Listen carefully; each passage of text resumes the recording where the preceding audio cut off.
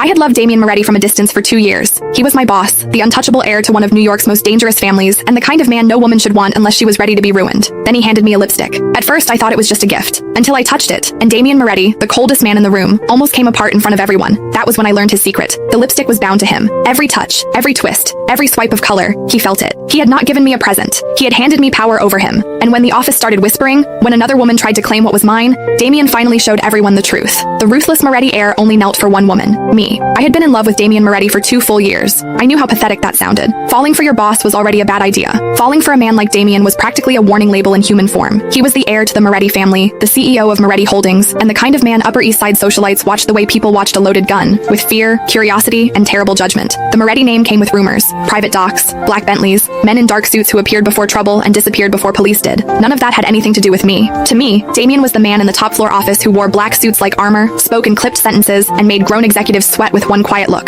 With everyone else, he was brutal. With me, the blade always seemed to stop short. I started at Moretti Holdings as an assistant trainee. In my first month, I sent legal the wrong merger attachment, and the entire support team watched me walk into Damien's office like I was marching to my funeral. I thought I was finished. Instead, Damien closed the folder and asked whether I was adjusting to the pace upstairs, whether I had eaten lunch, and whether someone had dumped the worst client schedules on me because I was new. He never mentioned the mistake. When I came out, everyone stared. I lowered my head and pretended I had just been torn apart. I was not naive. Special treatment in an office was the fastest way to make enemies. After that, I worked twice as hard. If people called me lucky, I answered with results. Every late night, every impossible calendar, every client file I cleaned up before anyone noticed carried the same secret reason. I wanted Damien to see me. Not just Nora Vale, the polite little assistant who remembered his coffee order and never pushed back. Me. Moretti Holdings had just closed a major port logistics deal, and everyone who worked on it received a bonus check. Damien handed them out himself during a small celebration on the top floor. When my turn came, the silver tray was empty. Beside me, Vanessa Crane let out a soft laugh. She was the senior executive administrator, polished, sharp, and never shy about wanting Damien's attention. Damien looked at me. His expression gave nothing away. Nora, you joined the project late. The bonus pool was already closed. My heart sank, but I still managed to smile.